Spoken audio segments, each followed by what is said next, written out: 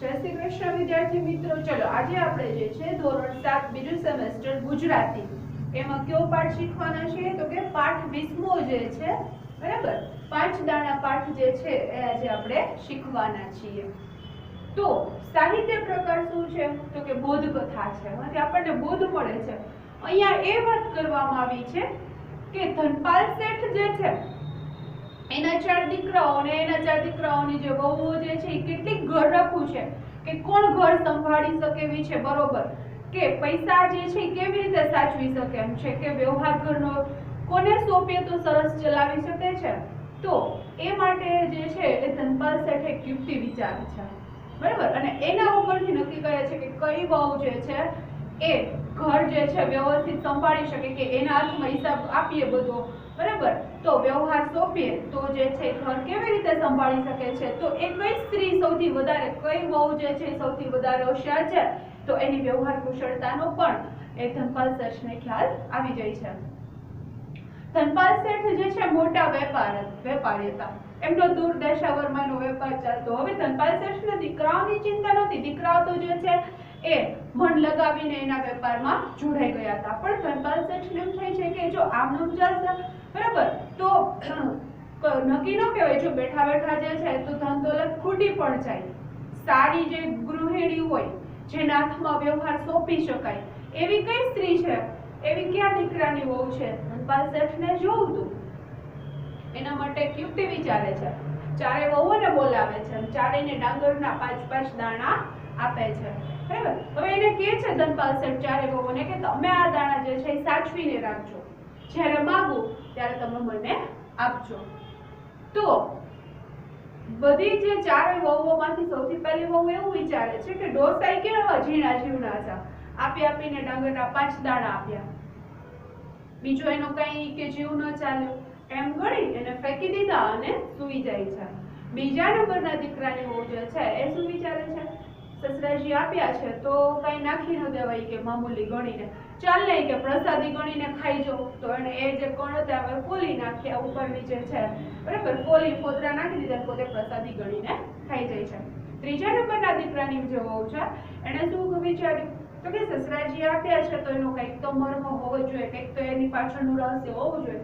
એ કે પાછા માંગે ત્યારે એ કે આપવા થાય, કે ચાલ ને કોઠીમાં જે છે દાબડીમાં જે છે એ ભરીને સાચવી મૂકું, એ કે આપશે ત્યારે પાછા આપવા થશે, એવું એને વિચાર્યું, એને સાચવી રાખ્યા। નાના દીકરાની વહુ જે છે એને શું કર્યું કે એને એના એ જે 5 દાણા હતા એના પિયર મોકલાવી દીધા, કારણ કે કણમાંથી મણ થતા વાર ન લાગે, અનાજ જે છે તમે વાવો તો એમાંથી કેટલું બધું ઉત્પન્ન થાય ને, પાકે પુષ્કળ પ્રમાણમાં। તો એને એવું વિચાર્યું કે સસરાજી જ્યારે માંગશે ત્યારે એ પણ ખુશ થશે, કે જ્યારે માંગે ત્યારે આ વધારે અનાજના દાણા 5 માંથી કેટલા બધા દાણા થયા, તો જ્યારે આપીશ તો સસરાજી જે છે એ ખુશ થઈ જશે। થોડા સમય જે પછી ધનપાલ શેઠની વહુઓને બોલાવે છે અને કહે છે ચલો દીકરાઓ, કે હવે તમારા જે છે 5-5 દાણા મેં તમને આપ્યા હતા એ તમે મને આપો। ત્યારે પહેલી જે વહુ કહે છે સસરાજી તો ત્યારે જ પૂરા થઈ ગયા હતા। બીજા નંબરના દીકરાની વહુને ત્રીજી કહે છે, બરાબર, કે પહેલા અને બીજા વહુએ કીધું કે હવે ક્યાંથી લાવીએ, બીજી જે છે પ્રસાદી ગણીને થઈ ગઈ। ત્રીજા નંબરના દીકરાની વહુ કહે છે કે સસરાજી ઉભા રહો, કે મેં દાણા સાચવી રાખ્યા છે, હમણાં કે હું લાવું છું, એમ કરીને એને દાબડીમાંથી આપી દીધા। ચોથા નંબરના દીકરાની વહુ ચૂપ હતી, ત્યારે સસરાજીને પૂછે છે કેમ દીકરા, કે તું કશું કઈ બોલી નહીં, એ દાણા ક્યાં છે, કે આપજો એ તારા દાણા, તો કે સસરાજી એના માટે તમારે કે મારા પિયર ગાડા મોકલવા પડશે, કે હવે 5 રહ્યા નથી, બરાબર, કારણ કે ગાડા ભરાય એટલા થઈ ગયા છે। ત્યારે સસરાજી વિચારે છે કે સૌથી નાના દીકરાની બહુ હોશિયાર છે અને એને જ ઘરનો કારભાર સોંપી શકાય, અને બધી બાકી 3 વહુઓને કહે છે, અલગ અલગ કામ સોંપે છે કે તારે રસોડાનું કામ સંભાળવાનું, તારે નોકર ચાકર ઉપર દેખરેખ રાખવાની, એવા બધા કામ 3 વહુઓને સોંપે છે।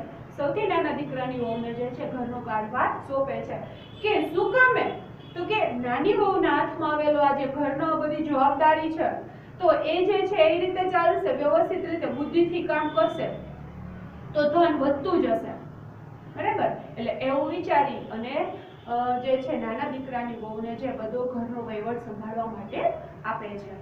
તો આજે આપણે પાઠ ભણવાના છીએ બાળ મિત્રો, પાઠ છે 20મો 5 દાણા સાહિત્ય પ્રકાર બોધકથા. પણ પાઠ સમજ એની પહેલા જે છે શબ્દ સમજૂતી લઈ લઈએ આપણે. અઘરા શબ્દો છે એની માહિતી.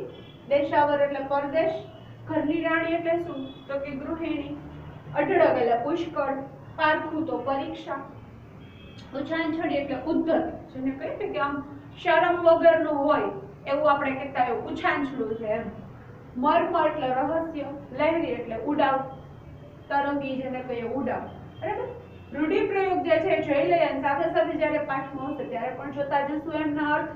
લક્ષ્મીની છોડ ઉછળવી એટલે તો કે પુષ્કળ પ્રમાણમાં ધન હોવું, સીણા જીવના હોવું તો કર્કશર્યા હોવું, વાતમાં મર્મ હોવું એટલે વાતમાં રહસ્ય હોવું.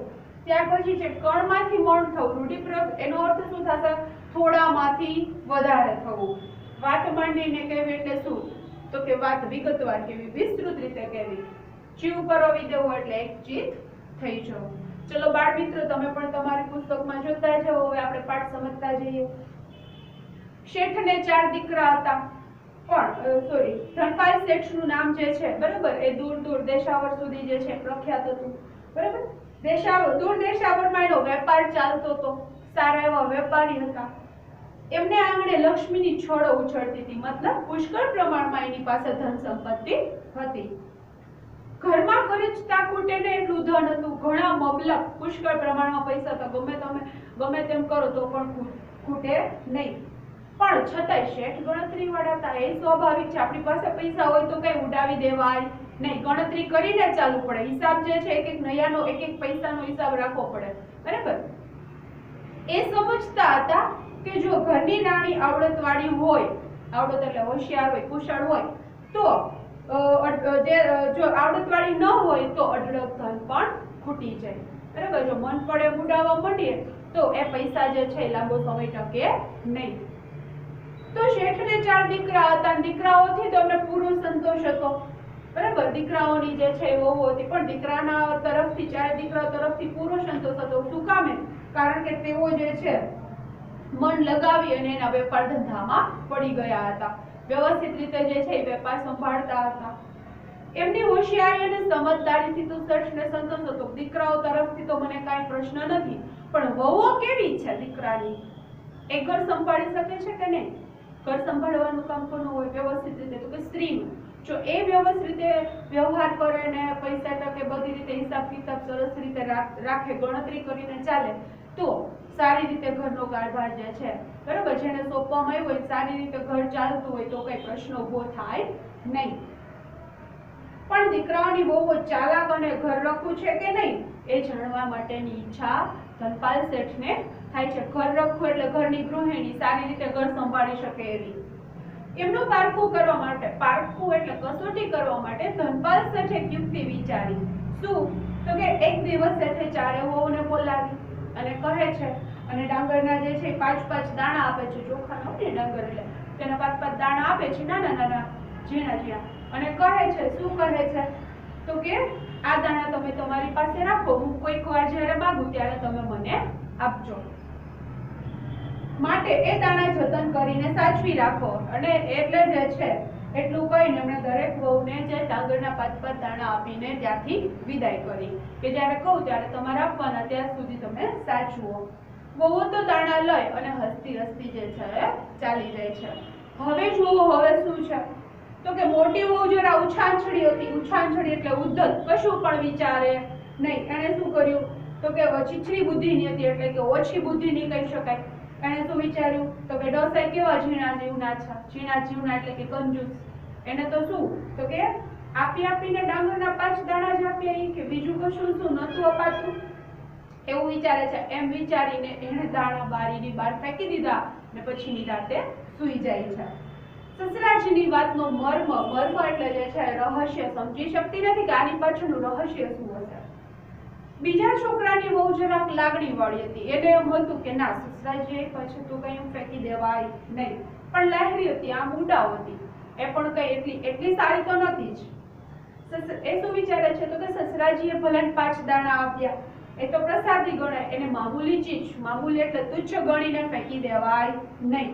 પાછા માંગશે ત્યારે જોયું જશે. કોઠીમાંથી કાઢીને પાછા આપતા જે છે શું વાર લાગશે કે એમ વિચાર કરતી એ દાણાના જે છે ફોલી અને અંદરના જે કણ હોય, અંદરનું જે અનાજ, તો એ ખાઈ જાય છે. એ પણ સસરાજીની વાતનું મર્મ એટલે કે રહસ્ય સમજી શકતી નથી કે એની પાછળનું તાત્પર્ય રહસ્ય શું હશે. ત્રીજા છોકરાની વહુ જે છે એ કેવી હતી તો કે એ જરાક જે છે એ ઝીણા સ્વભાવની હતી. ઝીણા સ્વભાવ એટલે થોડું ઊંડો વિચારનારી હતી.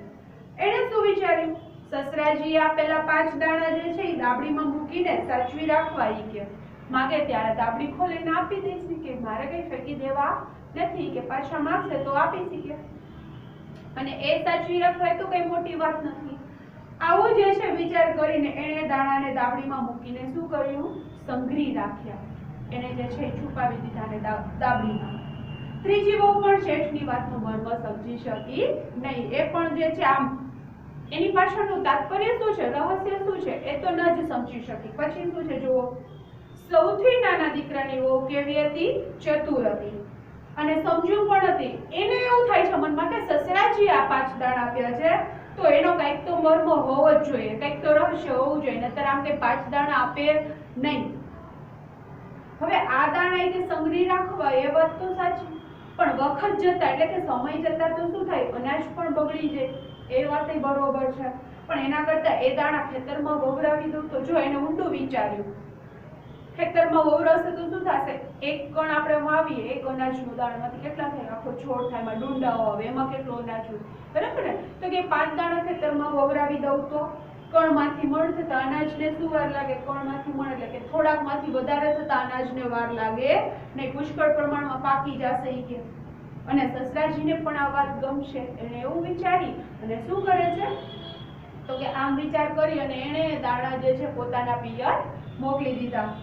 1 સાલ ગઈ અને મોકલી અને ત્યાં વવરાવ્યા. 1 સાલ એટલે 1 વર્ષ જાય છે, બીજું વર્ષ જાય છે, પાકતું જાય છે અને વહુ જે છે ફરી ફરી વવરાવતી જાય છે. એ જે દાણા પાક્યા હોય બધા ઈ પાછા વવરાવી દે, વળી એમાંથી વધારે પુષ્કળ પ્રમાણમાં થાય, વળી પાછા એ વવરાવી દે. આમ જતા સમય પસાર થાય છે. આ રીતે શું થયું, એના 5 દાણા છે એ વધતા જ ગયા, વધતા જ ગયા, 5 માંથી ઘણા થઈ ગયા. પેલી 3 વહુ જે હતી એ તો આ દાણાની વાત ભૂલી પણ ગઈ હતી, પણ ચોથી વહુને આ વાત જે છે હર હંમેશ યાદ હતી કે મારે ઓલા 5 દાણા સસરાજી આપ્યા છે એ તો મારી પાસે છે, એ વવરાવ્યા છે, એમાંથી થાય એટલે પાછા અહીંયા ન લઈ આવે, ત્યાં પાછા વવરાવી દે એના પિયર એટલે કે એના માતા પિતાના ઘરે. પછી એક દિવસ શેઠે 4 વહુને બોલાવીને કહ્યું, શું કહે છે તો કે વહુ બેટા, ડાંગરના પેલા કે 5 દાણા જે છે એ પાછા આપો જોઈએ. તો પેલી 2 વહુ શું જવાબ આપે છે, જો સસરાજી કે એ દાણા કેથી લાવી, કે એ દાણા તો તે દિવસે તે દહાડે એટલે દિવસે જ પૂરા થઈ ગયા. શું કામે, પેલી વહુ હતી મોટી, એને બારીની બહાર ફેંકી દીધા, બીજી વહુ પ્રસાદ ગણીને ખાઈ ગઈ હતી. કહો તો ઈ કે કોઠીમાંથી કે 5 દાણા આપીએ તો અમને કાઢી આપી કે એમ કહી અને ત્રીજી જે છે એ બહુ સસરાજી કે દાણા ઈ કે મેં બરાબર સાચવી રાખ્યા છે, થોભો ઈ કે થોભો એટલે ઉભારો, હું એ દાણા જે છે દાબડીમાંથી લઈ આવું છું. એમ કહી એ ઘરમાં ગઈ અને દાબડીમાંથી એમને કાઢી એ 5 દાણા સસરાજીના હાથમાં મૂકી દીધા, સહી સલામત જેમ આપ્યા હતા એમ જ. દાબડી એટલે નાની ડબ્બી હોય એ. નાની વહુ આ બધું જોતી હતી અને ધીમું ધીમું હસતી હતી 3 વહુના જવાબ સાંભળીને. તો ત્યારે શેઠે એને કહ્યું, શેઠ એટલે એના સસરા થાય, દીકરે કે તું કેમ કશું કઈ બોલતી નથી, તારા દાણા લાવ જોઈએ, કે ક્યાં છે તારા 5 દાણા, કે કેમ લાવી શકીશ ને, એવો પ્રશ્ન એના સસરા ધનપાલ શેઠ કરે છે. તો ત્યારે હવે જવાબ સાંભળો. એને કહ્યું, એટલે નાની વહુ કહે છે, સસરાજી એ દાણા લાવવા માટે આપને મારા પિયર ગાડા મોકલવા પડશે. હવે દાણા 5 રહ્યા નથી, એ વધી અને ગાડા ભરાય એટલા થઈ ગયા છે. ઈ કે મારા પિયર કે તમે ગાડા મોકલો, બળદ ગાડા, એટલે 5 માંથી એટલા બધા દાણા થઈ ગયા છે. અને પછી જે છે એ નાની વહુએ દાણાની વાત માંડીને કહી, સંભળાવી.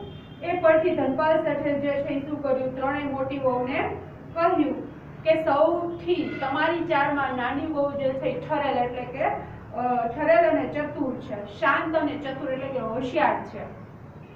તો કે આજથી આપણા ઘરનો જે આ બધો કારભાર એ ચલાવશે, ઘરનો વ્યવહાર જે છે બધો વહીવટ તો કે એ કરશે. તમે જે છે ઈ સૌ એના શાણપણનો લાભ લેજો. શાણપણ એટલે કે એ જે હોશિયાર છે તો તમે પણ એના જેવા હોશિયાર બનજો. અને પછી શેઠ જે છે ઈ નાની વહુ તરફ જોઈને બોલ્યા, દીકરી કે તને આખા આખી ઘરનો જે છે બરાબર એક કોઠાર એટલે કે ભંડારી કે કારભાર તને સોંપું છું, હવે આ ઘરનો બધો વ્યવહાર તારે કરવાનો, મને ખાતરી છે કે તું આ ઘરને સારી રીતે સંભાળી શકીશ, તું આ ઘરની લક્ષ્મી છે, ઈ કે તારા હાથમાં આવેલી જે સંપત્તિ છે એ વધતી જશે, ઈ કે ઓછી નહીં થાય, અને તું જ ઈ કે મારા ઘરને સારી રીતે વ્યવસ્થિત રીતે ચલાવી શકીશ. એટલો ધનપાલ સર્જને વિશ્વાસ હતો, કારણ કે આ પરીક્ષા કરી એમાંથી જ ખબર પડી ગઈ કે નાની વહુ જે છે એ પૈસા વધારશે, એવું કંઈક ઈ કરશે. પછી એમણે ત્રીજી વહુને કહ્યું કે બેટા આજથી રસોડાનો જે છે બરાબર એ કારભાર તમારે સાચવવાનો, રસોડા રસોઈ કામ જે થતું એ બધું એ તમારે સંભાળવાનું.